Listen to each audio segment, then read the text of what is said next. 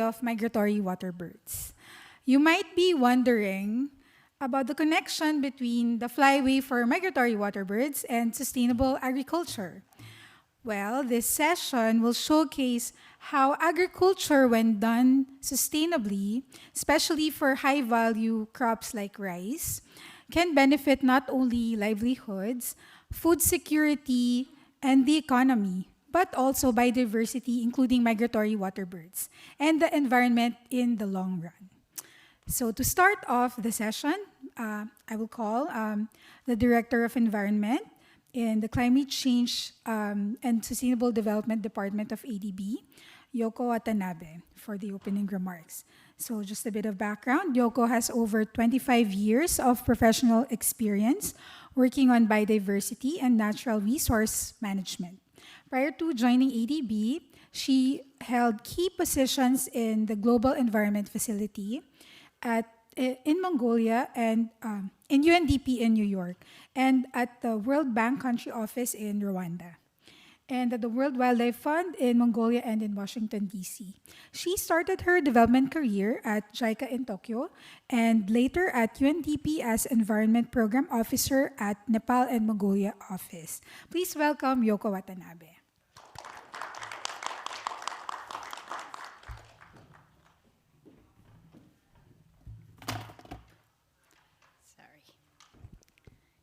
Great. Good morning, everyone. Hope you have been having a great, productive past 4 days here at ADB, and welcome to ADB again. And it's such a pleasure to be here today for this Ibis Rice and how we can really promote regenerative agriculture and really consider balance between biodiversity and agriculture needs. So it gives me a real pleasure to be here and opening this really important session. And I actually have been involved in the initiative from the very beginning when I was at the Global Environment Facility and UNDP, and we had a couple of projects in Cambodia and other places on the ibis rice and others, and also through the Satoyama initiative, which is a landscape level conservation initiative. There's been quite a lot of attention to this ibis rice production, together with the Japanese crane rice and other similar initiative around the world. And there's always been my passion to see how we can mainstream biodiversity in these key production sector, and rice is such a dominant agriculture sector in Asia, and we really need to think about how we can use these lessons and scale up in other projects that we do in ADB and beyond. So as you all are aware, we are in the midst of triple crisis in the world: the climate change, the pollution, the biodiversity loss. We've been hearing this over and over this 3 days, as well as beyond. And we know that agriculture is a key cause as well as solution, in my view, to tackle this issue, considering that actually nearly 40% of the biodiversity loss or agriculture expansion is the cause of biodiversity loss.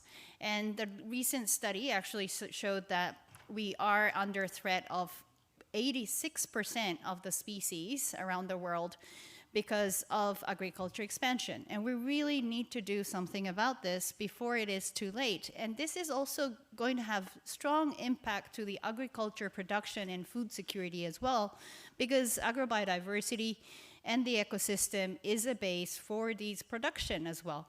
So it's not that, we're just talking about we want to conserve these species and threatened species, but it is really a core to promote more production on agriculture and how we can really use ecosystem and natural resources in a better way. So we have been working on these issues for the past many years, but it really is an opportunity that we look into the improved soil health and significant improvement in the resilience of certain species, both on droughts and floods. And we see that ibis rice and other productions and can promote biodiversity benefit, and consider the premium that we are seeing also on these rice, since it has biodiversity impact, I've seen in Phnom Penh, the rice price for ibis rice is actually almost 2 or 3 times higher than the rice and produces more benefit to both the producers as well as the shops and the consumers. So that's actually something that we really need to look at, the premium and the value add these rices could produce and get more better market sort of return. So in that regard, ADB, we are committed to scale up on our nature positive investment. So it is not just word, we are really talking about the commitment that we have as a climate bank of Asia and Pacific. We are investing $100 billion towards 2030. And we are sort of talking about, since the cause of climate change is many ways related to agriculture, forestry, and others, the nature side of the solution should be producing part of this 100 billion, probably around 1/3 to 1/4 should be coming from nature-based solution. So there is a huge sort of commitment from our side, learning from the regional flyway initiative that we have been working on for the past few years. This is a major initiative to work on world's 100 plus important wetland sites and conserve not only the migratory birds, but also work on improvement of rice production as well as other agriculture production, and really see the balance between nature, people, and food security. So we really see that these kind of initiatives can be scaled up, and there is actually growing number of nature-based solution projects in ADB. We have around 10 billion close pipeline that is being built, and we are really looking forward to working with partners to make these really as a core of our offer at ADB. So with that few words, I really want to thank you for coming here. I know there's many competing sessions, but this should be the best for this morning, and you have chosen the right one to come. And so we really look forward to hearing from the distinguished speaker today. We really have a rich experience and really privileged to have all of these partners and speakers today this morning. So thank you very much, and we really look forward to the dialogue. Thank you.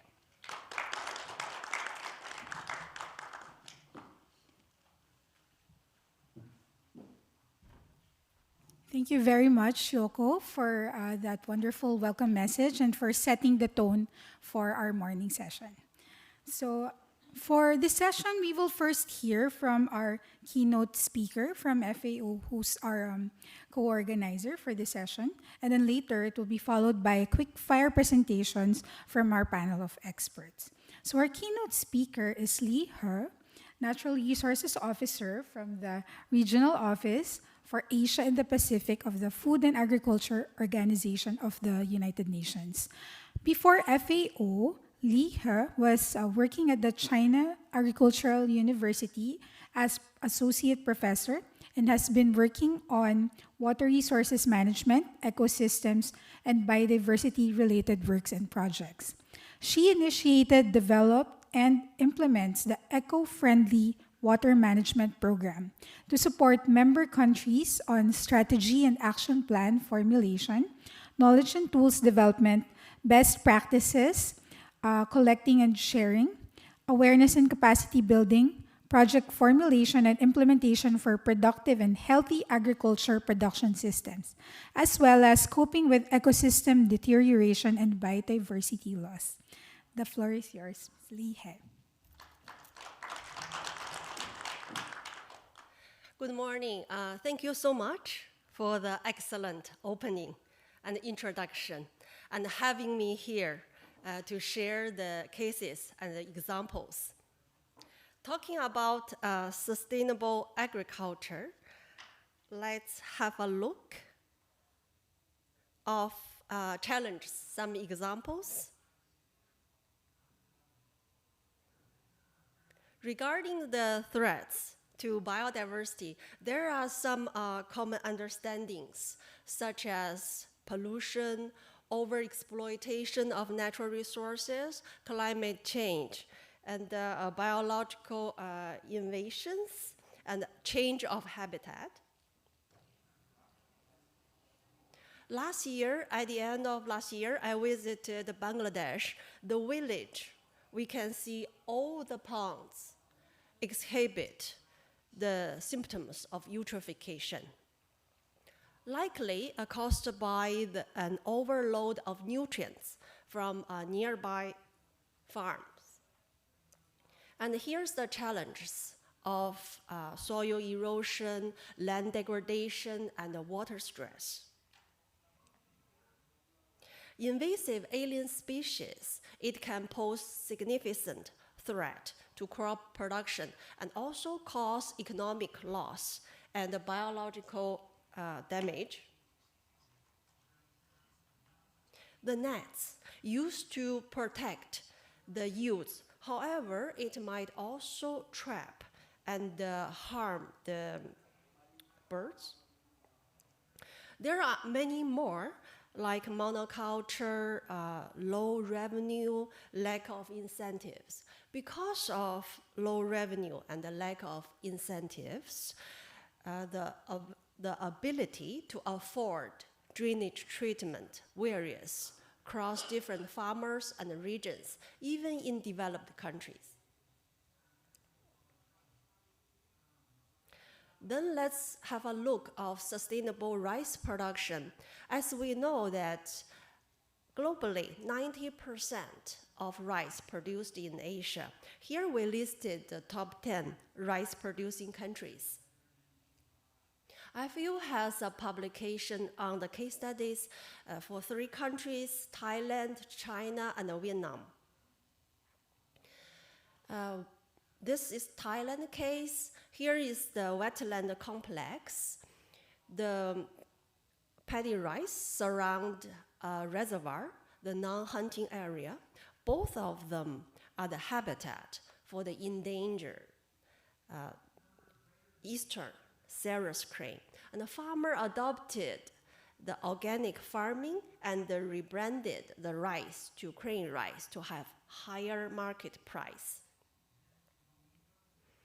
And the ecotourism is being further explored to diversify and increase the income. Here's the wetland and the crane conservation center.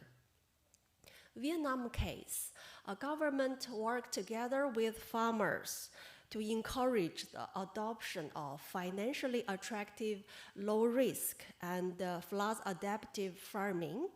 This approach can increase the storage of floods, water retention, and diversify the livelihoods, such as integrated rice and aquatics, and at the same time, reduce the negative impacts on wetlands. China case, the Poyang Lake, it's Asia's largest wintering migratory bird habitat, part of the route of migratory bird. Many of the birds, they feed on the farmland surrounding the lake. So government established the eco-compensation program to compensate the yield loss on the farmland located within 5 kilometers of the lake. IFU JEF project, Poyang Lake project, through co-management involving local farmers and the communities, the project engages in conservation activities while promoting sustainable livelihoods, such as organic farming, ecotourism, as well as drainage and wastewater treatment, and hiring farmers for patrolling, monitoring. Globally important agricultural heritage system, GS. IFU program launched 2 decades ago, was designated globally 86 GS sites. Among them, 57 located in Asia Pacific represents traditional agriculture systems that contribute to food security, biodiversity conservation, and sustainable production. Here is the first GS site in Thailand, was designated the end of 2022. And the surrounding area of this GS site has been promoting the sustainable agriculture, like the biological control of pests, organic fertilizer, and the buffer zone between the riverbank and the agriculture practices to reduce the floods and floods risk and the soil erosion. And then let's move to the GS site in Japan, Sado Island. Have a look of the culture in harmony with endangered crested ibis. The catch drain, the pond, and also the flooding of the paddy field after harvesting. Both of them provided the artificial wetlands as the refuge for aquatics, which can provide the food for the migratory bird. Here, the fish passes connect the paddy field with drainage to allow fish migration, reduce the agrochemicals, and monitor the biodiversity. Another GS site in Japan, Biwa Lake, also fish passes and reduce agrochemicals use.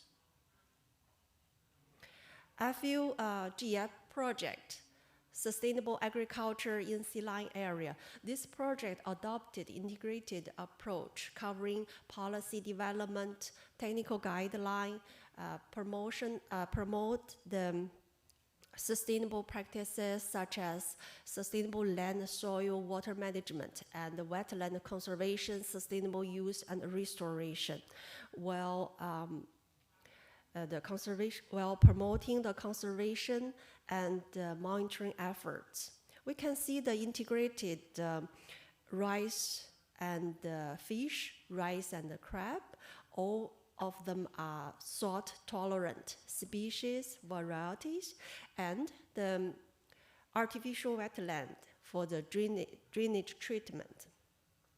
And the straw, the rice straw, applied to the duck farming and mixed with the manure after fermented back to the field as organic fertilizer.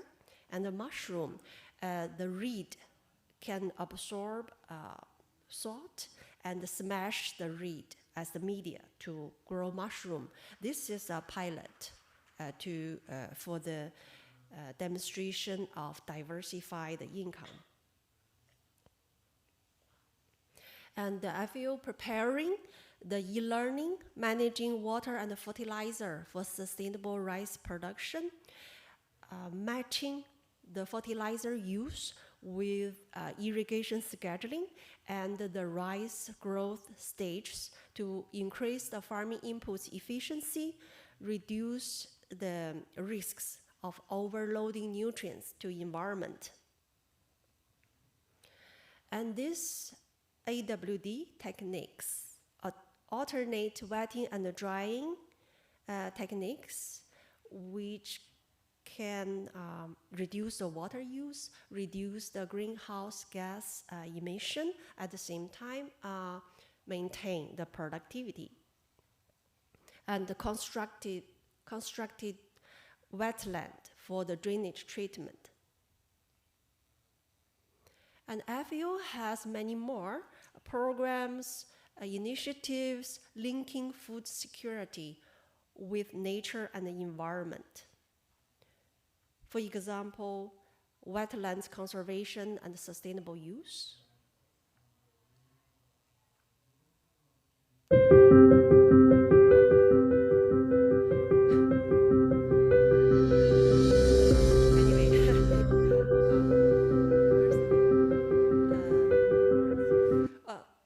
Okay. Not moving. Next slide, please. Anyway, next slide will be the program that FAO co-lead the UN Decade on ecosystem restoration. And then at the end, I will show you a slide about FAO GEF project.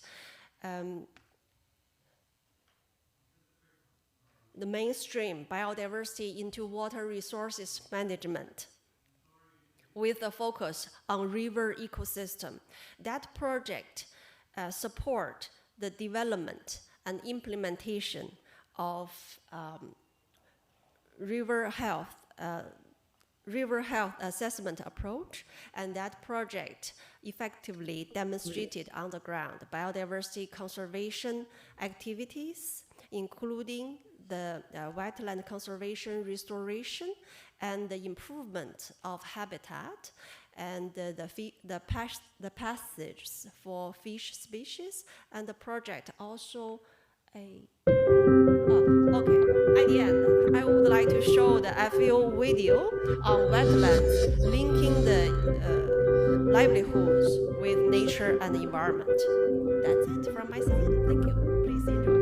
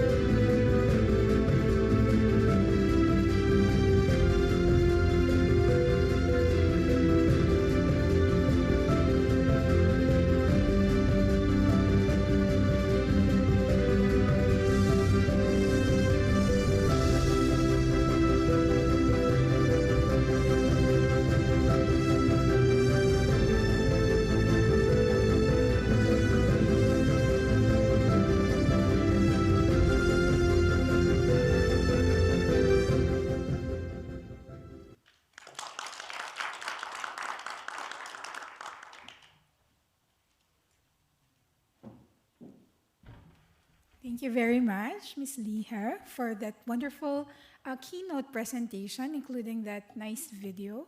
You can see like a lot, of course, at the RFR, we're biased towards the migratory water birds, but you can see that it's not just the birds, but like biodiversity in general is benefiting from this kind of sustainable agriculture. So please stay there. And now may I call on the other speakers for our quick fire presentation. So please come up on stage. So we have several speakers, please. So the next part is that each of our speakers, each of the speakers included in our panel will give a 10-minute quick fire presentation each in response to the overall presentation of our keynote speaker. And first, we have Dr. William Wynn Ellis, Executive Director of the Sustainable Rice Platform. Wynn has been based in Asia for the past 38 years and has contributed to diverse roles working with bilateral and multilateral development partners, governments, academia, the private sector, and NGOs both in Asia and Africa. His specific expertise includes agro-innovation, organic and sustainable food systems, pest management, and climate change. So Win will tell us more about the Sustainable Rice Platform, a multi-stakeholder initiative dedicated to transformation of the global rice sector through market-led and development-driven scaling partnerships. Please, you have the floor.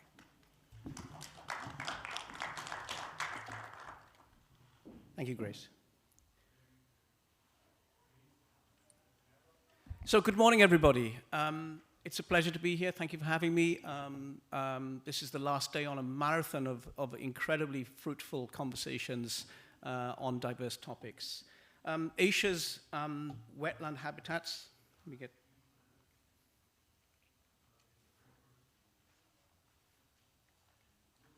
Can we have the presentation, please? Yeah. Okay. So Asia's wetland habitats, as we know, are at grave risk. A report from the COP13 meeting of the Ramsar Convention highlighted that around 35% of the global wetlands have been lost since 1970. So this is urgent, and it's incredibly serious for the health of our planet. Asia is home to around 52 million hectares of lowland irrigated rice that provides food security and generates for smallholder farmers, while having the potential to really preserve these critical endangered wetland habitats, of which we've heard from Lee here. And this, of course, is one of a number of objectives that were really fundamental to the establishment of the Sustainable Rice Platform, which I'll be speaking about this morning. Basically, it forms part of the SRP's ambition to transform, or to catalyze at least, a transformation of the global rice sector.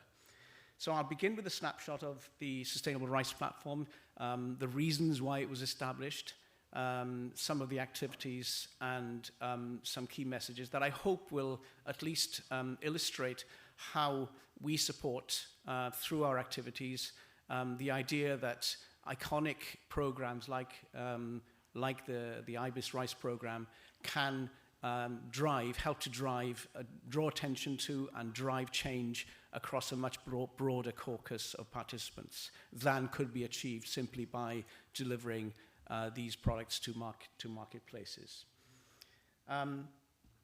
So let's start with some observations. I think I put together this slide actually before the Paris Agreement. I think that's changed quite a lot since, things have changed quite a lot since then, but this was really the original motivation for establishing the Sustainable Rice Platform. After the food price spike, we noticed that voluntary sustainability standards had been established for a whole bunch of high-profile crops like oil palm, cocoa, coffee, and so on. And that is despite the fact that the sustainability footprints and the environmental footprints of these crops are dwarfed by that of rice, which feeds half our planet. So why was it then that there was nothing really being done on rice, and why was the development community and the climate change debate and so on, the sustainable food systems debate, not looking at rice? So our first task, this really galvanized UNEP and IRRI and some private sector partners to start to think about how could we fill this gap and at least provide a working definition for what it means when we talk about sustainability in rice. So it was really time to move then from the high-profile crops like cocoa, coffee, oil palm, to high-impact crops such as rice, which affects half the planet's livelihoods. I think we're all familiar with this metric here. Rice touches a whole range of sustainable development goals, so it's impacted by and contributes to a lot of these different metrics, and particularly, of course, the role of rice in contributing to climate change, but also as its victim.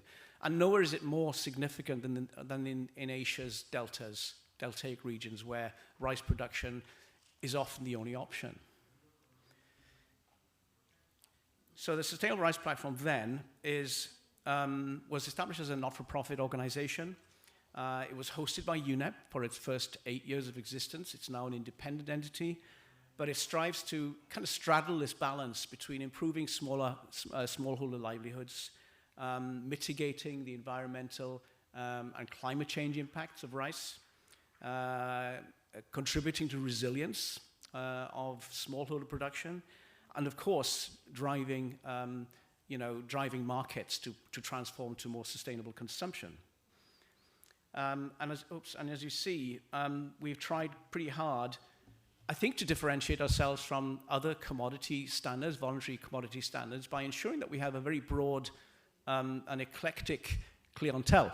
And as you see from the pie chart, our stakeholders, our members are distributed fairly evenly across the stakeholder spectrum. And that's really important, because if we are developing normative tools, I'll come to that in a minute, if we are developing a standard or indicators and so on, we need to have diverse voices in the room to ensure both robustness and legitimacy when those tools start to get used in the wild, as it were.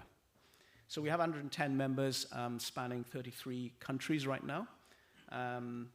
And we're really honored to have 4 UN agencies as part of that grouping. So I think we have a very strong background, and particularly I want to recognize the role of the International Rice Research Institute in providing the technical and scientific underpinning for all that we do. So these are kind of the tools that we have developed over the last 10 years. Most importantly, I think, is the standard. It's a voluntary standard. It's a compact standard, and it's designed really to support smallholders. In other words, to really minimize the compliance burden for smallholders in meeting, adopting best practices. But we supported that practice-based instrument with a set of performance indicators so that we can really look at how, what is the impact of adoption of best practices. And what's important, and I think this remains a challenge, many research organizations have looked at individual practices like AWD, like DSR, and so on overall sustainability. But there remains quite a lot of work to be done to look at what the synergies might be between these different outcomes. What are the trade-offs between AWD and biodiversity?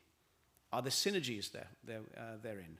And I think there is quite a lot of work to do at that kind of macro level, and IRRI has done some work through its Corrigap program in Asia to look at these trade-offs and synergies. On the back of the standard, which was launched in 2015, in 2020, we launched an assurance program to bring sustainable rice to markets, and I'll say a bit more about that shortly. And then we have other tools like a management system for producer groups, and a chain of custody standard that will allow volumetric reconciliation of verified rice as it moves through from farmers all the way through the supply chain to the retailers. So that's a suite of tools that we have developed and we continue to maintain. And one important area I think I want to just mention here, retailers have come to us and said, well, we're happy that you can supply us with sustainable rice and we can make a claim on it in the market, but is it also carbon neutral? So in response to that, we will be introducing later this year a low carbon assurance module. It's an optional add-on, if you like, to the assurance program that will allow retailers to claim based on abatement of scope 3 emissions within their own supply chain. So it's an insetting scheme, not an offsetting scheme. Okay, so watch this space. SRP verified rice is available now in 20 countries, at least maybe 21. And we have just over 50,000 hectares registered in our database. So the main demand driver is in the European Union member states, but we are seeing interest in the US, in Uruguay, and in Singapore and Australia. So we're hoping for significant uptick in demand from major actors in Europe and in other parts of the world as well.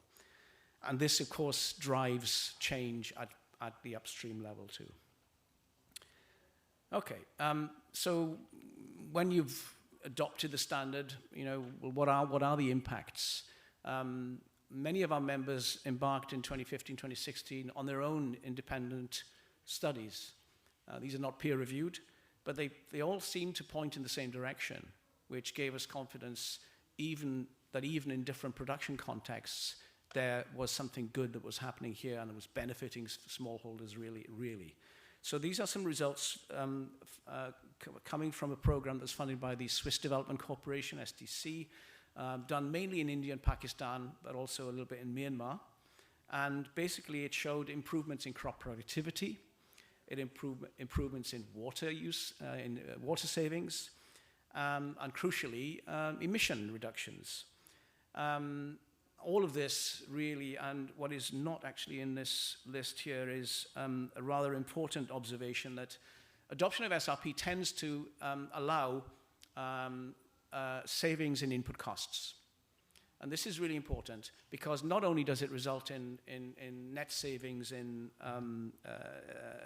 net improvements in net incomes for farmers, it also serves as an incentive for farmers to stick with the program. Okay, so this applies whether or not you are serving export markets or whether you are serving a domestic market. And that observation is quite important because a lot of the work that we've been doing is focused on export value chains, but it is I want to emphasize that it's equally important for farmers who are serving local markets. If they can reduce their input costs, they're reducing their level of indebtedness, they're improving their net income, and of course they are creating positive externalities instead of in terms of environmental and health benefits. So there's a whole host of benefits that attach that have not really been quantified. Yeah, so the benefits are market agnostic. Yeah, okay. Not moving.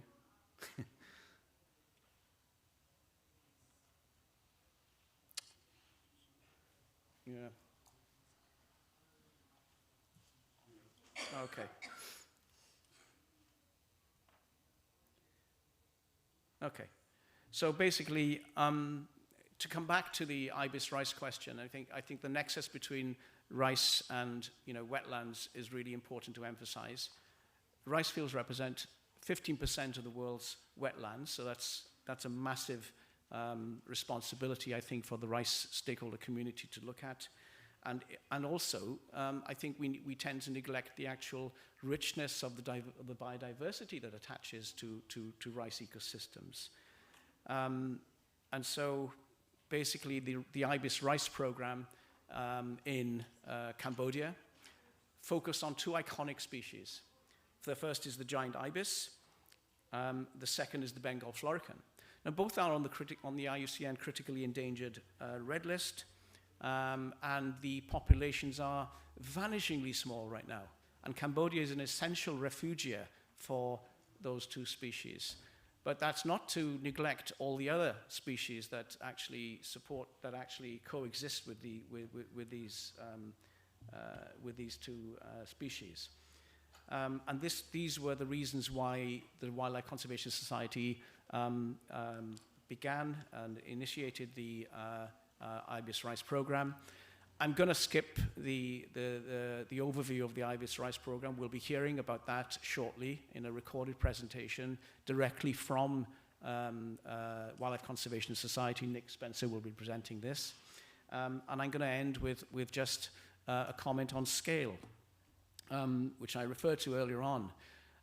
These particular projects are somewhat niche in their potential to scale directly, but they are absolutely flagship projects, and they're charismatic in nature and allow us to look at, to draw attention more broadly to this agenda and to, attract more attention to the need to look at how we can minimize the environmental footprint of rice production and install measures, in-field measures, to encourage biodiversity and conserve that biodiversity. I was particularly struck by the observation of Lee here in regard to alternate wetting and drying, for example, where simply by ensuring that the rice fields have refugia and ponds to ensure that biodiversity can survive periods of draining.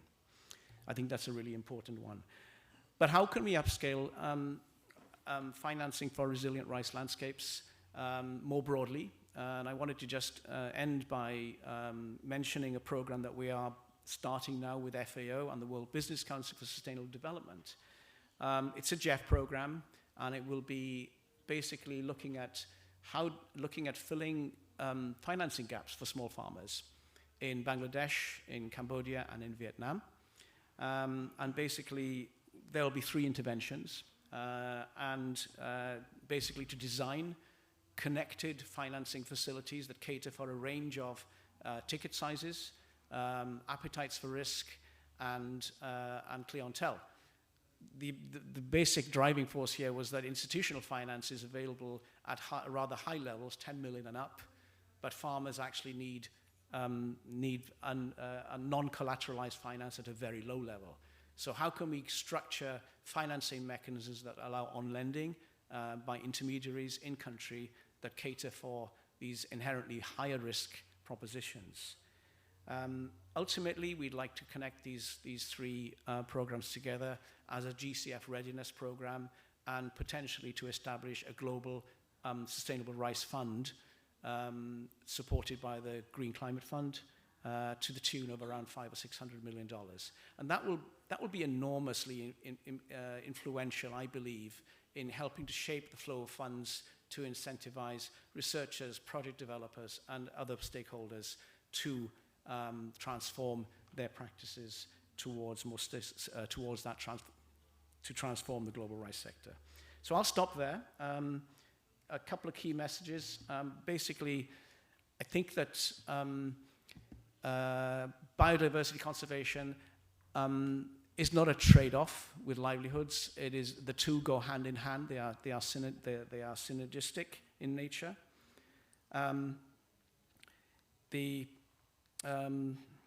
But we do need to do much, much more to incentivize that change, and to ensure that farmers are moving away from highly intensive production modalities, to ensure that to foster that biodiversity in the field. Thirdly, SRP itself strives to contribute to this process by reducing the overall sustainability footprint. That's what our programs are all intended to do. And maintaining the ecological integrity of rice fields, within rice fields.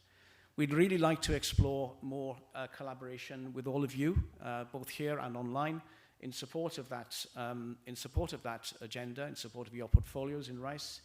And I'll close with an invitation to all of you to come join the SRP and help to shape the movement, help to strengthen it, and help to upscale the effort through our partnerships. Thank you for having me.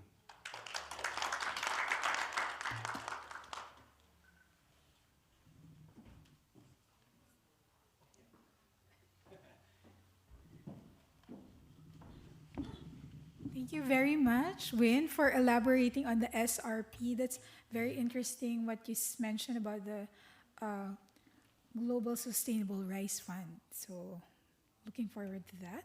And as you said, it's a win-win solution for improving farmers' income and at the same time protecting wildlife, biodiversity, especially critically endangered species like the giant ibis that's being featured in the ibis rice. And speaking of which, ibis rice. So unfortunately, the CEO of Ibis Rice, Nicholas Spencer, can't make it today, but he gladly provided a recorded PowerPoint presentation. If we can start that. So we will be hearing the voice of Nicholas Spencer. We won't see his face, but that's his voice. Okay, can we play the PowerPoint? The Ibis Rice. And later we'll show you what these products are. Actually, they're very interesting. And I don't think we have it in the Philippines yet. Okay.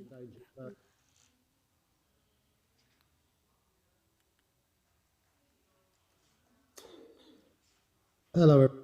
Yeah, so this is the giant ibis as you saw in the video. Wait. The first slide has some. Hello, everybody. Yeah, my name is Nick Spencer. I'm the CEO of Ibis Rice. Thanks for taking the time to learn a little bit more about what we do in Cambodia, and apologies for not being able to be there in person. I'm going to talk a little bit about some of the things we've achieved here at Ibis Rice very quickly and our ambitions for the future. And really our ambition is to secure a sustainable future for the people and the wildlife of this amazing ecosystem in the north and northeast of Cambodia. Yeah, so this is the giant ibis, as you saw in the video, critically endangered bird, was thought to be extinct for many years, rediscovered in around 2000, and these birds live in the habitats that you've seen in the video and in around the farmers that we work with. Along with the giant ibis, there's over 50 threatened species, including Asian elephant, banteng, gawa, which are wild ungulates, which used to be in large numbers across Cambodia, but now really limited to these wildlife sanctuaries in the north and northeast of Cambodia. Really important ecosystem of which there's not much left in Southeast Asia.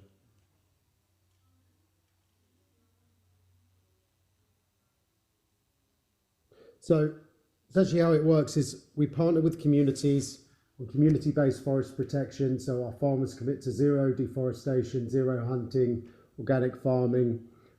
We support them in setting up producer groups, lots of technical training in both quality and yield improvement, sustainability, climate resilience, so things like cover crops, land levelling, access to water, are things that we really invest in with our farmers. And then, very importantly, for their organic and wildlife friendly jasmine rice, we pay 70% above market price. Should our farmers follow the compliance and be successful in adhering to their contracts.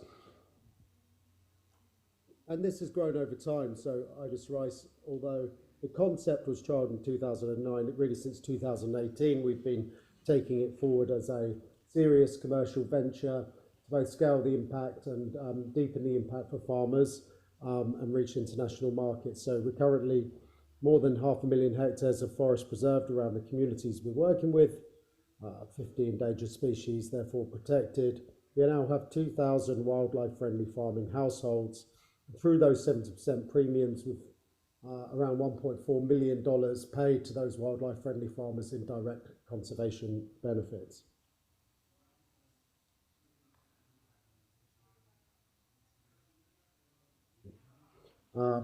So essentially what that means to save these forests is to recruit more farmers, to build our brand so that we can add more value to the product and continue to invest in our farmers, and in doing that also launch new products. We're currently working with 2,000 farmers. We are looking to work with 5,000 farmers by 2032. We have a range of snacking products, rice cakes, breakfast cereals, packaged rice, and we have rice noodles in development, and what these do is add more value to every grain, such then, as I can say, we keep investing in our farming network. What does success look like? Well, conserving this habitat that we're working with and having successful farmers, which is a huge challenge and will be a huge success to save this environment. Improve the local livelihoods by expanding to 5,000 farmers. And in doing so, in expanding to those farmers and protecting that forest, we believe, based on baseline estimates, we'd be avoiding up to 2 million tonnes of CO2 emissions. And to grow the business to a large food brand business, $20 million valuation by 2032. Thank you very much. I believe there are some Ibis Rice products on display there. Please do take a look. Read the back of pack, and don't hesitate to reach out to me if you have any more questions. Thank you very much. So there's a video link. Can we please play the video? It's on YouTube.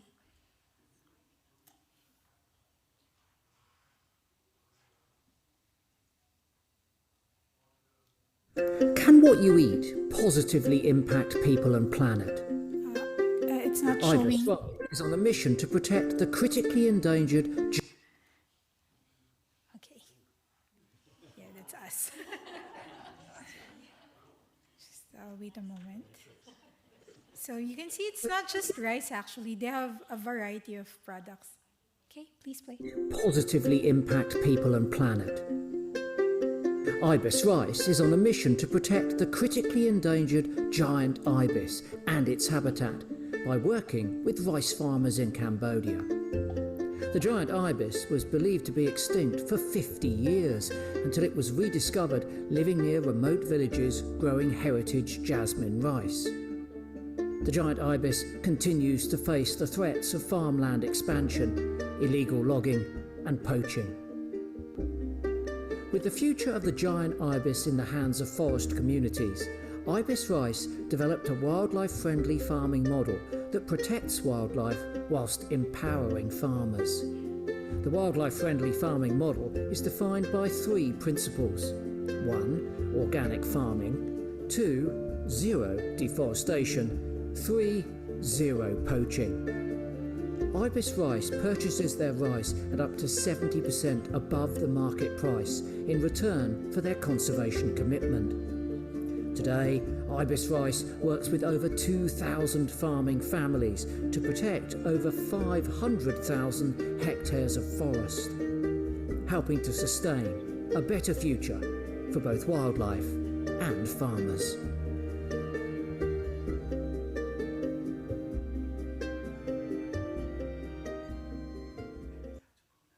So thank you to Nicholas for the material that he sent.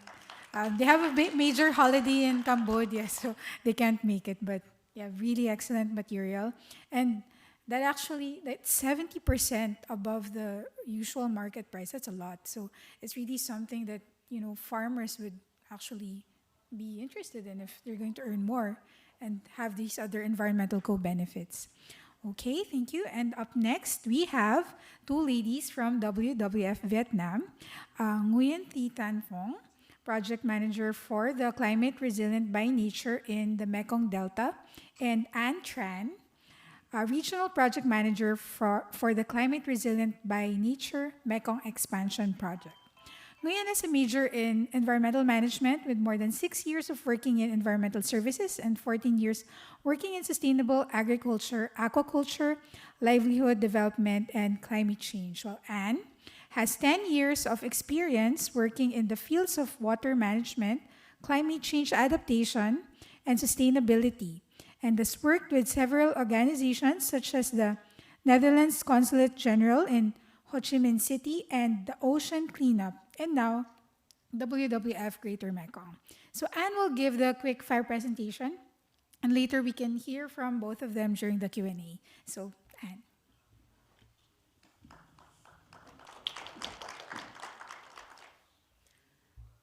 Right, good morning.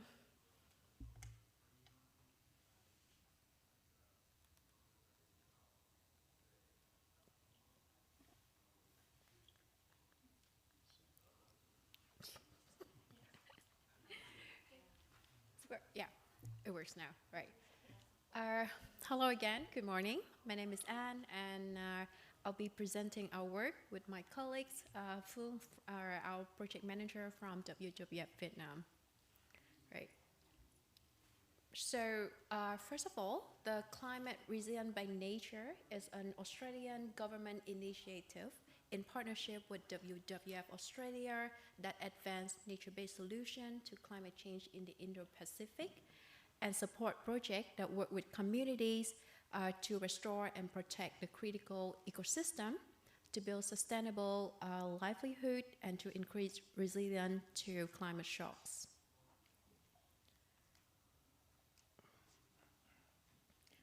The Mekong expansion components of the Sia Biome project is under the partnership between WWF Australia, Laos, Cambodia, and Vietnam that aims to, 1, to restore the natural habitat connecting the main rivers, floodplains, and protected areas in Laos, Cambodia, and Vietnam. Secondly, to improve the habitats for migratory and non-migratory fish species. and to restore the sediment and water levels through the restoring of seasonal flooding, recharging aquifers, and improving soil height and fertility. And with all of that, we hope to support the community with long-term socio-economic stability, and the flooded forest ecosystem will, in a key protected area, better managed and protected too. So in Cambodia, we work with our community fishery group in the Mekong flooded forest, are located in Krache and Stung Treng provinces of the country, supporting sustainable fishing, including trout patrolling, enhancement of natural fish diversity and abundance, piloting agro-biodiversity cultivation, and development of ecotourism. In Laos, the Siabayan project, we work with the communities in Sinvandon, a river scape, or the so-called 4,000 islands, on the promotion of sustainable fishery, including the co-management of fish conservation zone and river patrolling, restoration of the surrounding forest habitat, promoting of ecosystem-based adaptation to climate change for sustainable livelihood through the implementation of village development fund and ecotourism. In Vietnam, we work with the local community in the buffer zone of Lang Sang Wetland Reserve to adopt the flood-based livelihood strategy, including a mixed aquaculture model for the floating rice and fish, access to revolving fund, fish restoration program, as well as enhancing sedimentation and water storage through the restoration of natural flooding processes in the delta. And since our time is rather limited, I would like to bring your attention to the integrated floating rice and fish model, where the floating rice seedling are planted and the fish fingerling were released when the annual flood comes and ready for harvest as the water goes. So, as you already know, that the Mekong Delta is well known for its capacity to support the 3 rice harvests per year. But the third one, which occurs during the natural flood season, bring with it a range of problems, including the large amount of pesticide and fertilizer harming the soil, the water, the fish, without allowing them to replenish. So since 2022, WWF Vietnam has worked with the local government and the community for the implementation of 100 hectares of the floating rice and fish model, that to support the local farmer and conserve the ecosystem and biodiversity of the area, where the seasonal flooding is restored by transforming the current agricultural models away from the intensive 3 crop of rice. So the floating rice used to be the main source of high quality food that has significant cultural, ecological, environmental, and historic value to the Mekong Delta people. However, due to the country agriculture policy reform and the construction of dike, floating rice almost completely disappeared by 2012. By the ability to rise along with the flood water level, without the need for chemicals, fertilizer, pesticide, the floating rice is crucial for the adaptation of the flood-based culture, assuring food availability for the people, and reviving the natural nesting for fish and other aquatic species. And for the fish, the farmer will release the fingerling-sized fish into the field with the floating rice at the beginning of the flood season, let them grow and survive on their food provided by the natural aquatic environment, and harvest the fish as they reach harvestable size at the end of the flood season. So with this system, right, we have a more sustainable and continual available stock of harvestable fish, and we also allow, because by allowing their natural condition to dictate the rate of the fish growth, there will be we create an ecosystem-based market demand for this, which also help provide the farmer with higher price, selling price for the fish rather than those farm fish that we have most of the time from the Mekong Delta. This is a quick brief of the data being collected and analyzed from the most recent flooding in 2023. So if you look here, we compare the profit and the environmental benefit from the two conventional rice combined with the floating rice and fish model as one full cycle year of production compared to the three intensive rice crop. So here you can see that the profit rate of the first model actually higher than the one that the farmer always go to, which is the intensive tree crop of rice. Why the profit of the second model actually higher? Why is that? Because for the second model, the farmer have to pay a lot more for chemical input, including like more fertilizer, more pesticide to make sure that they have a higher yield. And the floating rice models have 2.5 times as much sedimentation and almost 20 times higher of water retention capacity compared to the intensive farm tree rice crop, which also help to reduce the flooding risk downstream and save more water for the dry season. But all of that might not matter if there is no stability in the turbulent market for the rice and the fish, right? So that's why WF Vietnam has been working with various public and private sectors trying to elevate the market value chain for the fish production and the floating rice production.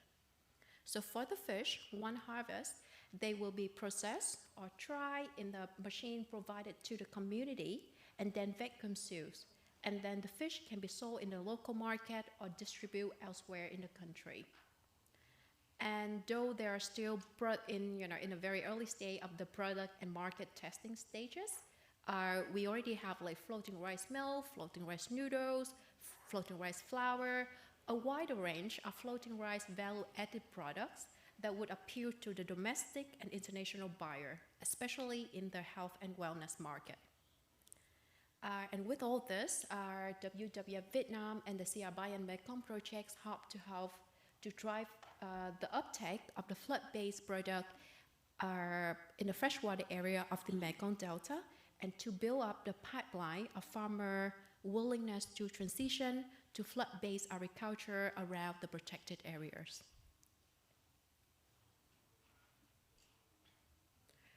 So that's what has been going on with us for the past 2 years. So what's next? So right now, we are working with Royal Haskoning DSV to conduct a technical and financial feasibility assessment of freshwater NBS in the Mekong sub-region. So this is to investigate the feasibility of scaling NBS in Thailand, Laos, Cambodia, and Vietnam, including identifying the technical and financial feasibility of the shortlisted NBS at the selected site for their viabilities for public and private sector financial investment. We also engage international, regional, local NBS stakeholders, including potential investors, for what is their take for NBS project and the barrier for investment and scaling up. So if you look here, they are the main deliverables of the assessment. We have the stakeholder engagement, including the identification of the barriers. We have the shortlisted NBS for the Mekong sub-region overlay with maps and data to visualize which NBS type are suitable in which region, including being financially viable, having potential to generate cash flow, and an accepted risk profile. And the last one, we will have an I report out of this one. So this is a sneak peek of what our assessment and the I report would look like. We have selected 3 case studies for technical and financial analysts. In Thailand, we have the Guting Marsh for improving riverine wetland ecosystem and increase connectivity with the main rivers. For Vietnam, we have the Lang Sang Wetland Reserve, which is where the floating rice and fish model is, for improving natural floodplains dynamics through the adaptation of flood-based agriculture and aquaculture. In Cambodia, we are looking at Kom Cho Sar in the Tole Sap for improving the flooded forests. So this is another sneak peek. This is the visualization of the Vietnam case study. So here you can see the total area of the buffer zone of the wetland and how it could be redeveloped for flood-based agriculture in phases. So the proposed MBS are tangible and intangible costs and benefit for different stakeholders. So the aim of this is to show the potential funders, which are, it can be government, it can be international financing institute, private investor, philanthropical organization of the proposed NBS measures, the opportunity of NBS investment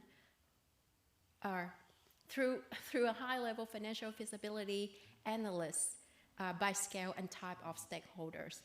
And by the end of May 2024, we aim to have the iReport launched for public access to reflect our study with a hope to bridge the gap between the NBS pilot project and investment for scaling up.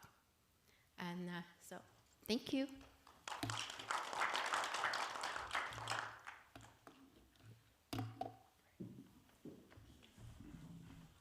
That was a very interesting presentation on the climate resilient by nature and the floating rice fish model. It's actually my first time to learn about it, so it's really very interesting. So thank you very much, Anne. And last but not the least, we have from the Philippines, Ms. Amy Lecciones, Executive Director of the Society for the Conservation of Philippine Wetlands. Ms. Amy works in the areas of environmental planning, policy, capacity development, project management, monitoring and evaluation, as well as knowledge management and communication. And she has helped shape the national agenda for sustainable development in the Philippines. She has extensive experience in wetland conservation and management, wetland biodiversity assessment and monitoring, including ecological profiling, ecosystem services assessment, and ecosystem restoration employing nature-based solutions. So, Ms. Amy?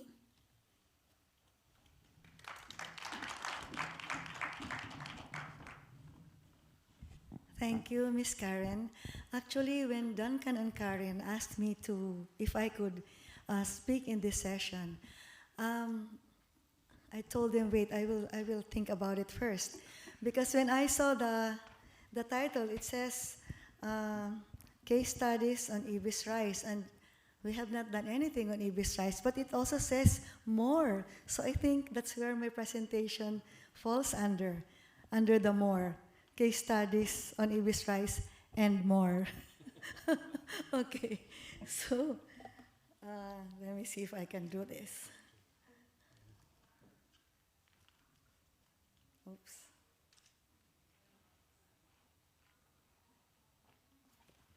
Where do you point this? Oh, there. Okay. Point it there. All right. This is challenging for a senior citizen. Okay. So, for starters, let me just introduce my organization. Oops. Okay, so I am with the Society for the Conservation of Philippine Wetlands. We are a 26-year-old organization. It's a nonprofit. And we, of course, the principal objective of our organization is to promote the wise use and conservation of wetlands in the Philippines, mostly by facilitating linkages and networking among wetland advocates, engaging in wetland conservation, providing technical assistance, and forum on wetland-related issues, and complementing wetland management activities through research, training, and CPA, that is communication, capacity building, education, participation, and awareness. Oops. Okay, sorry about that. So I will be taking you to a journey that we experienced over the past more than 10 years on how we got into this project in Candaba.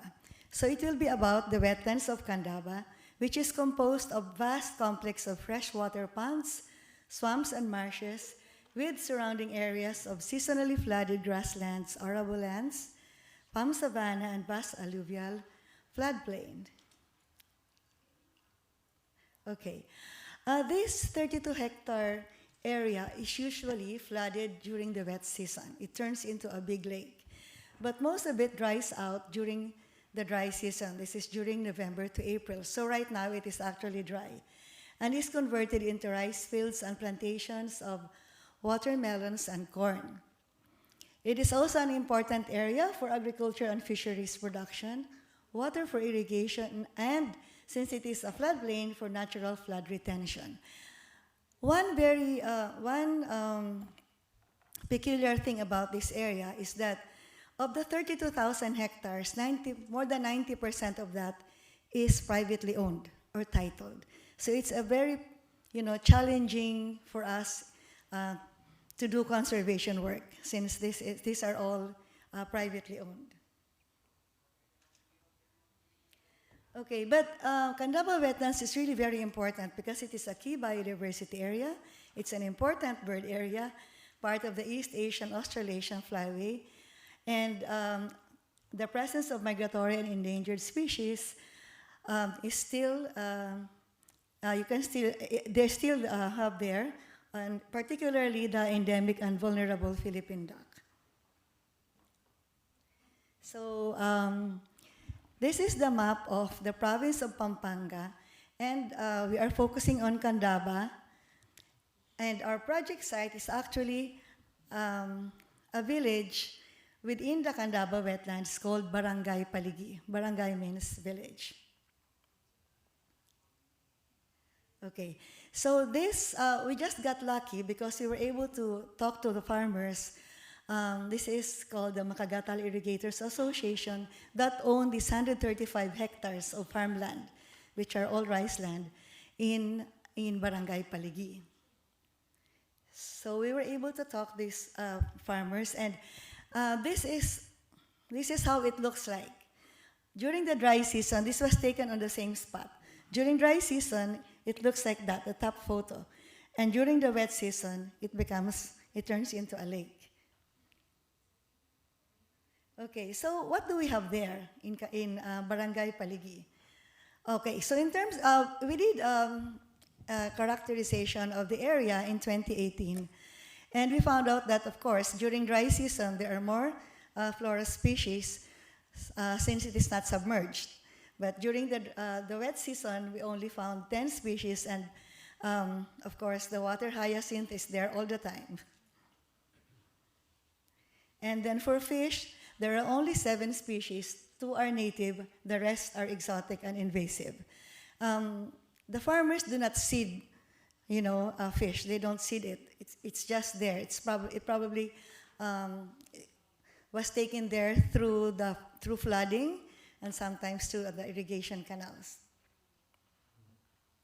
And in terms of avifauna, during the dry season, there are 34 species with 3,487 individuals, and is reduced considerably during the wet season to only 16 species and 242 individuals.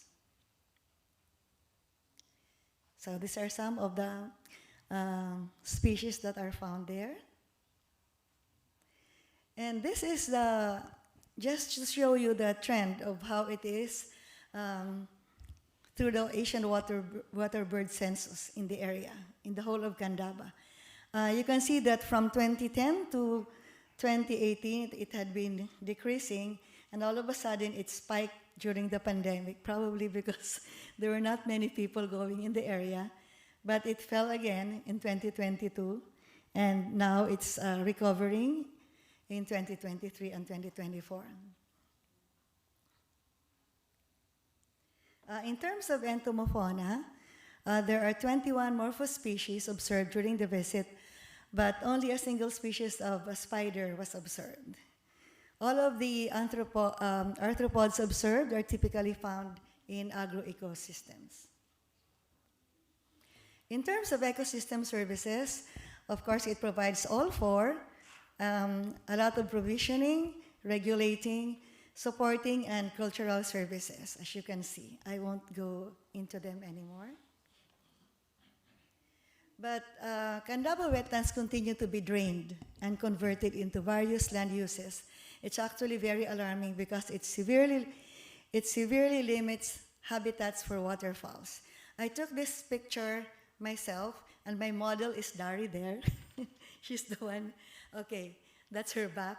In 2015, along Santa Ana Highway, you can see the wetland. And after just 2 years, the whole area became warehouses. It had been declassified as industrial zone. These agricultural areas have been reclassified as agricultural zone. Okay, so these are also some of the problems that are confronting these wetlands. As I said, the conversion of agricultural areas to other uses, unsustainable agricultural practices, still heavy use of chemical fertilizers, aquaculture practices that affect water quality, poor solid waste management, siltation, electrofishing, prevalence of exotic and invasive species such as janitor fish, the golden snail, and the water hyacinth, and illegal hunting. Also, there's lack of awareness of stakeholders on the importance of wetlands and lack of baseline data for management and use in SIPA activities. Also, the lack of capacity extends to farmer stakeholders in managing the said wetlands. Okay, so this is very recent photos taken. This Pinak Food Park, this had been recently, actually what happened was during the pandemic, people were looking for outdoor activities, and all of a sudden this area became very popular. And right now, just about 2 months ago, they sort of established this Pinak Food Park, and they are very proud of it because they said it's the longest food park in the Philippines, but you can imagine this is just like less than a kilometer or 500 meters towards the right. That is where our project site is. And on the other side, you can find solid waste dumping. So, and this was just taken, the food park was taken, the photo was taken about 2 weeks ago, and the solid waste dumping, we just took it the other day. Okay, so we started working in the area in 2010. As you can see, we already did a series of projects and activities competing for grants just so we will be able to help restore this area. So, I will just walk you through very briefly to them. So the first one is the Treepreneur project. This is a reforestation project in Mount Arayat because of the siltation, to help arrest the siltation that is affecting the floodplains. So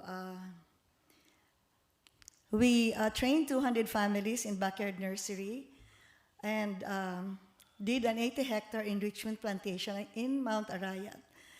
And that we conducted trainings for them to do the backyard nursery, parataxonomy, eco-trek guiding with the Department of Tourism and social entrepreneurship. Right now, the 80-hectare enrichment plantation site that is planted to tamarind, the farmers since 2016 had been supplying tamarind to Unilever, which also co-funded this project. And they had been supplying tamarind to Unilever for the tamarind mix, which is used in a very popular cuisine in the Philippines called sinigang. So last year, I think they earned 750,000 pesos from this. So it really increased the income of the farmers, and at the same time, they still do the nursery gardening and selling them to reforestation projects. These are just done in their backyards. And then in 2016, we were approached by the North-South Commuter Railway because they were going to sacrifice wetland in Valenzuela to be converted into a train depot. So we had to look for a wetland that will be used. Okay, so we did a management plan for that. And the next one was funded by the Ramsey Regional Center in East Asia. And for this, we finalized the Paligi wetland and wetland management plan, and did also the bird watching guide training in cooperation with the Department of Tourism.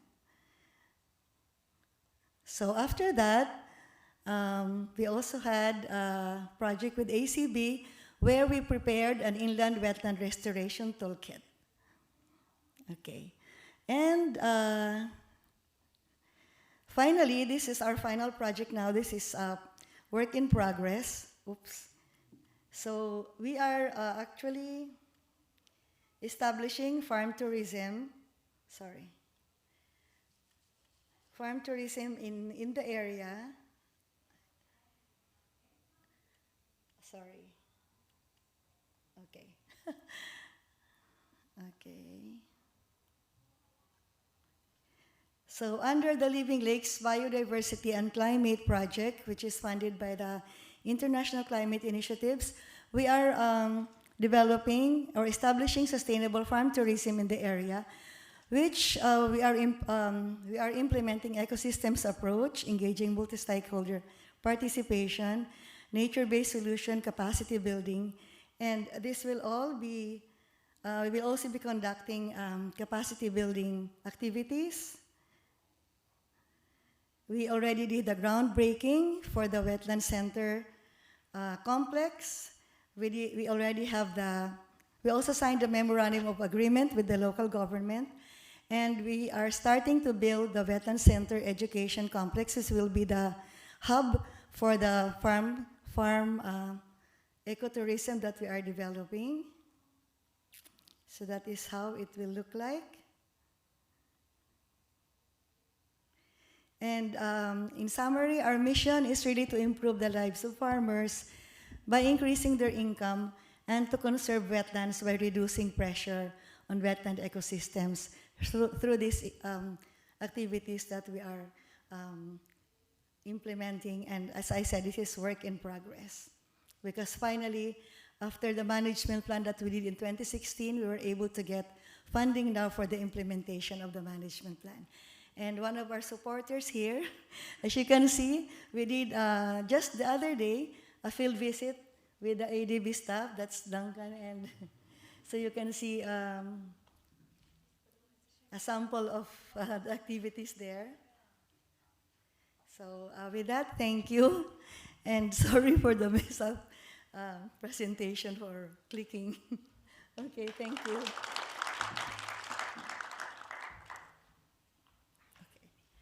Thank you very much, Miss Amy. Yes, we just visited the site and we actually met and talked with the farmers of the Irrigation Association there.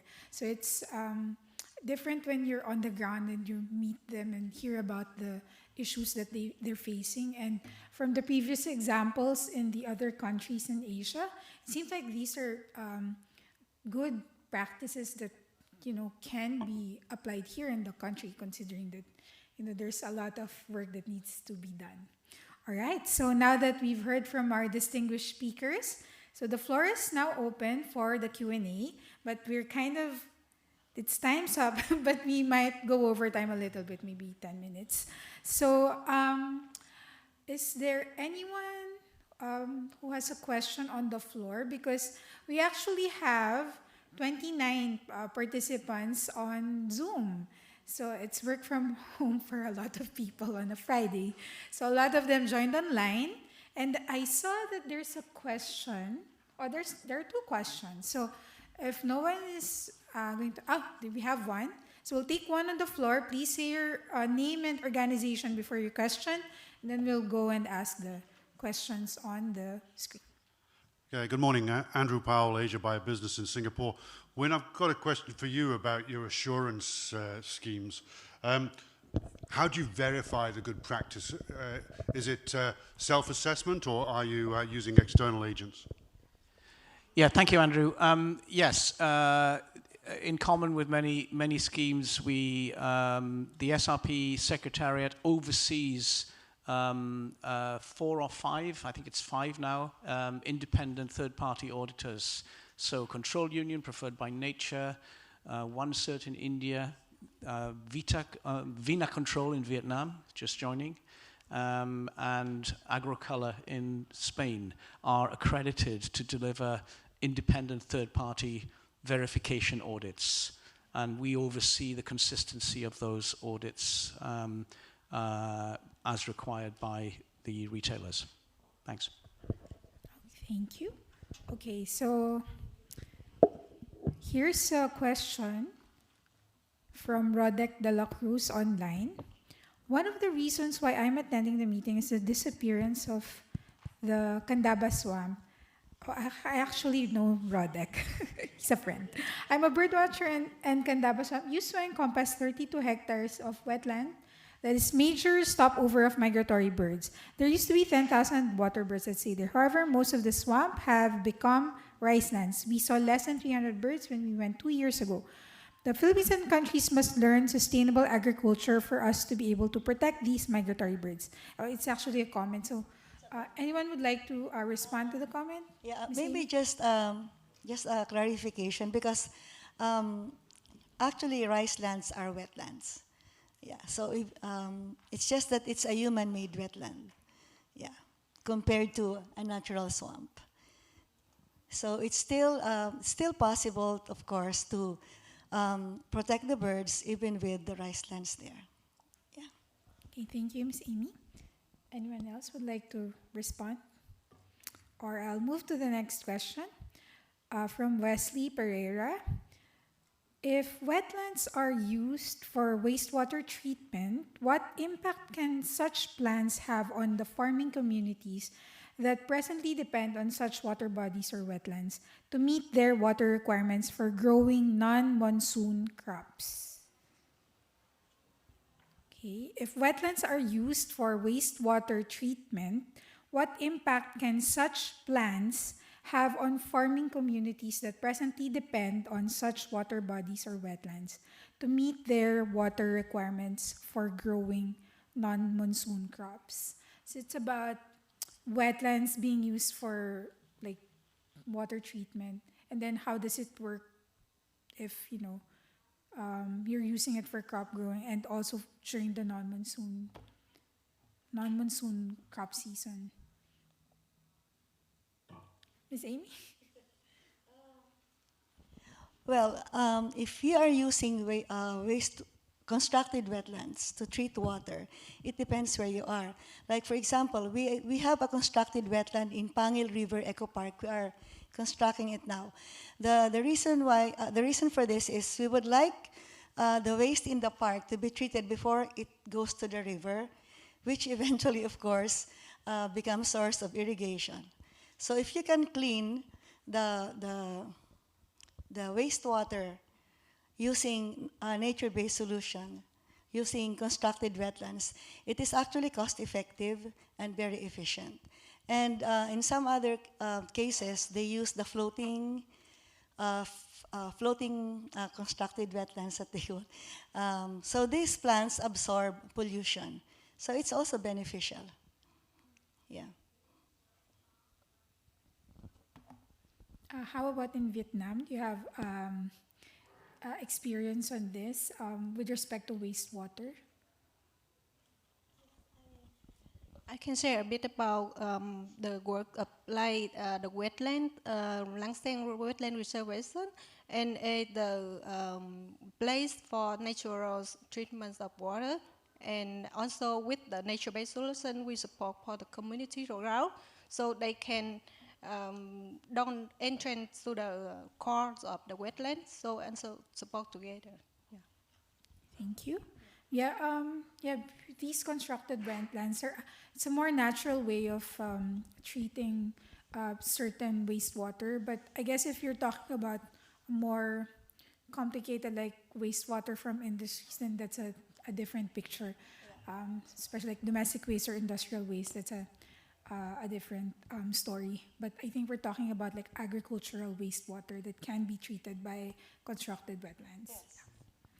Okay, we have a question from Noreen Foliosco. So this is a general query to the panel. Have there been opportunities and inroads to replicate your best practices in the Philippines? Thank you. Yeah. In the Philippines? Yeah, or Miss. So for our models, unfortunately, our study didn't cover the Philippines, but we are very open and willing to share our findings, our method, what it has been like, what we look forward to, with anyone, organization in the Philippines that willing to explore the opportunity with us.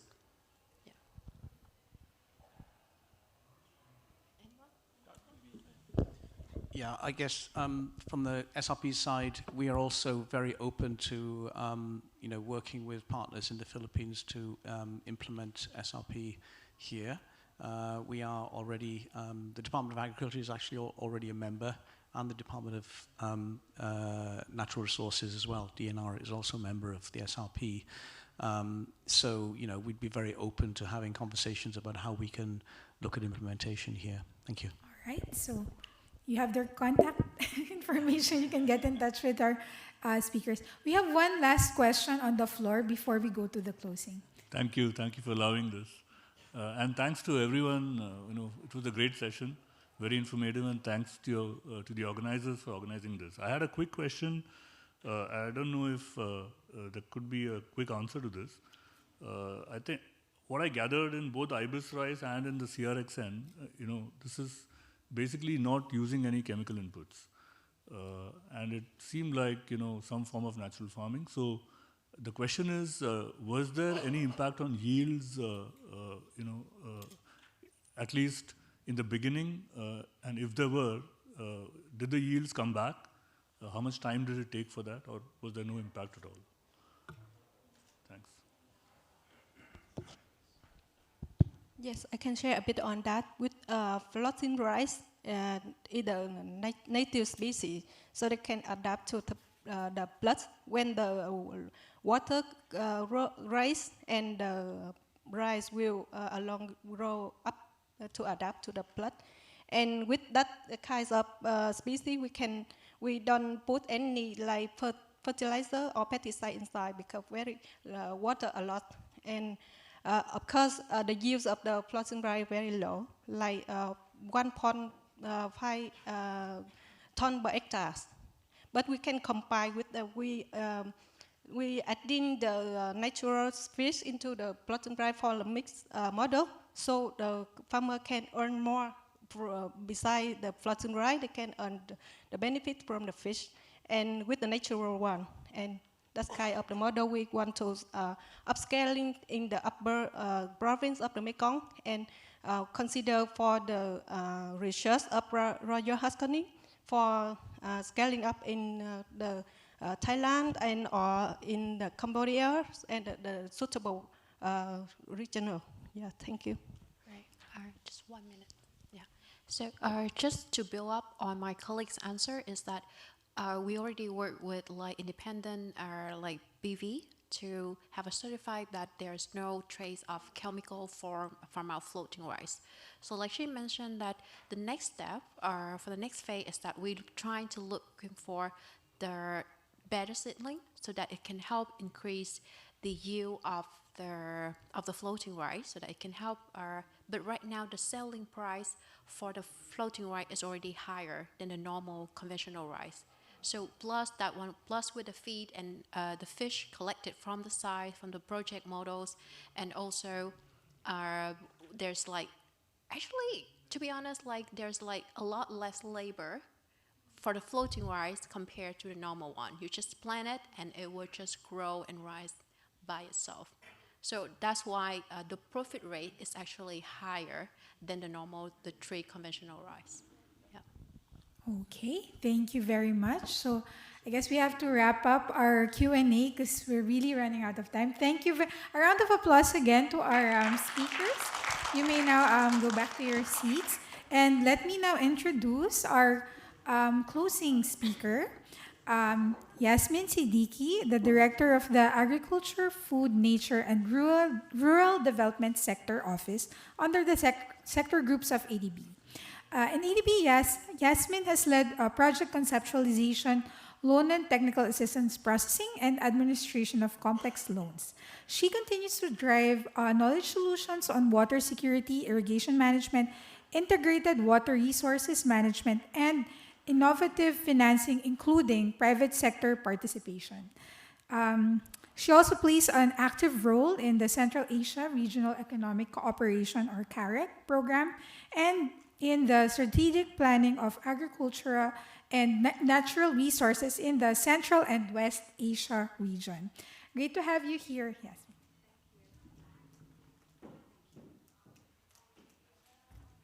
Thank you, ladies and gentlemen. And given the interest of time, I'll try to fast forward this. And despite all of the intro, I must say I'm truly humbled to be in the presence of so much tremendous knowledge. And the word I used, and I'm going off script from Duncan's kind remarks, but I just wanted to say wow, because it's a wow moment I had today listening to this session. And I almost, felt like switching professions and joining one of your groups. And secondly, consider it very important, almost to the point where such sessions could almost be compulsory for many of the staff that we work with in agriculture, food, nature, and rural development. Because while we have nature in our title, that understanding of nature really sits with colleagues beyond our teams sometimes. And I'm looking forward that with this reorganization that ADB has invested in so heavily, we'll have the opportunity to draw on that tremendous knowledge base within ADB and beyond it, as well as we've learned from our really tremendous panelists. So thank you very much for the introduction, Karen, and it's a great pleasure to do the closing remarks. As I said, I will fast forward them. But firstly, Yoko, thank you for the opening discussion and the opening remarks, in which I believe you really set the tone of how do we bring so many of these issues together to find those solutions without making them overly complex, that they cannot be delivered at the ground level.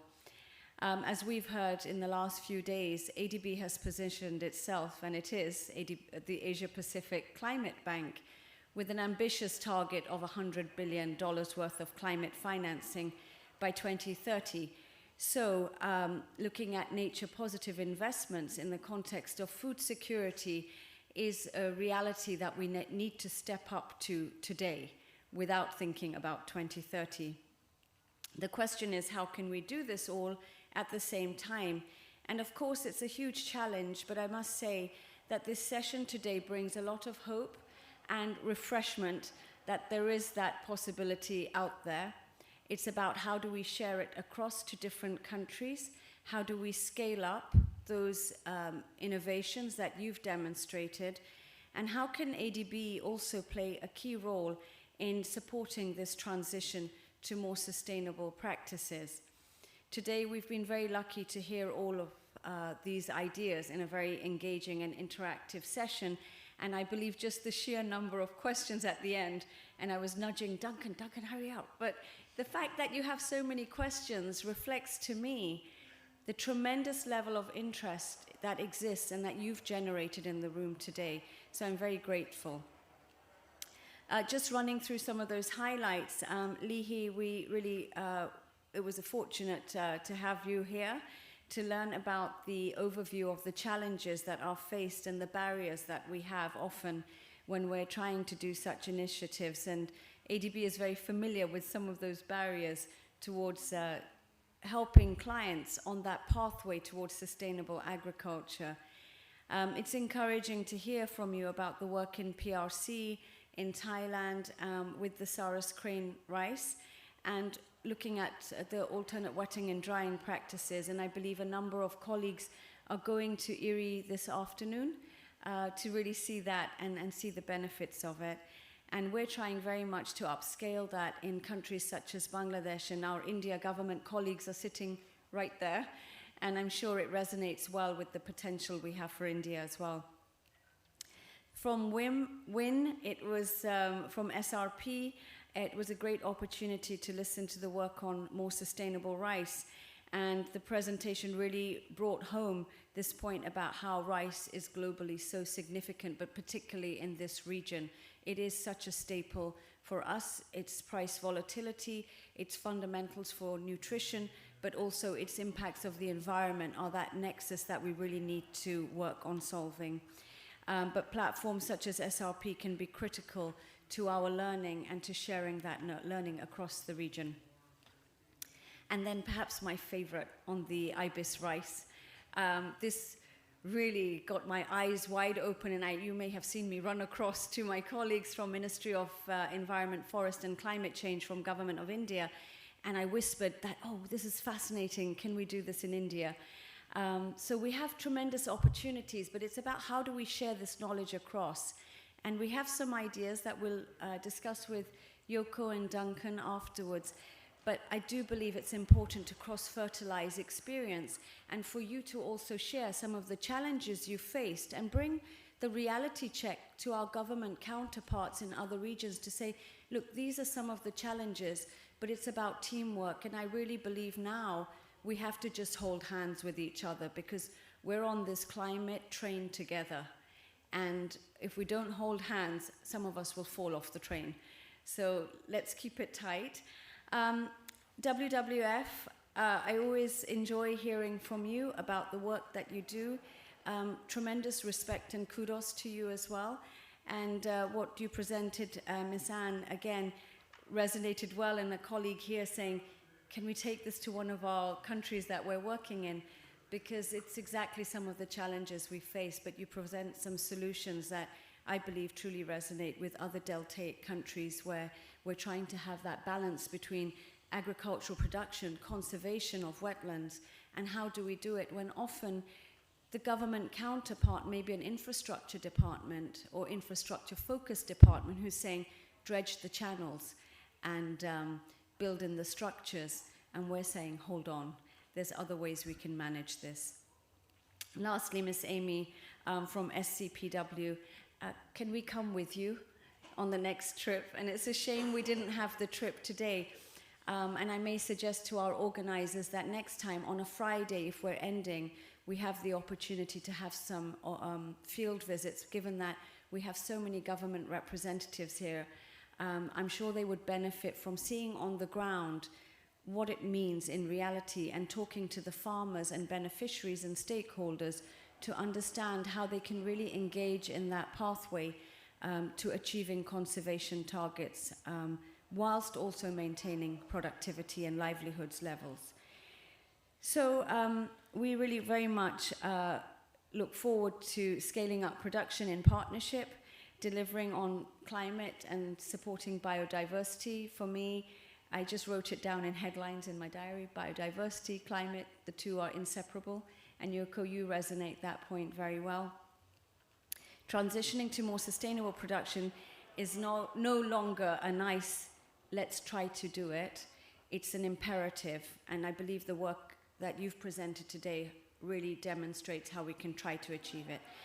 Lastly, just to say really a tremendous thank you to all of you for coming here, for presenting your ideas and giving us the opportunity to learn from you. As I said, humbling moments happen, and this session was one of those, so I'm very grateful to you. Thank you.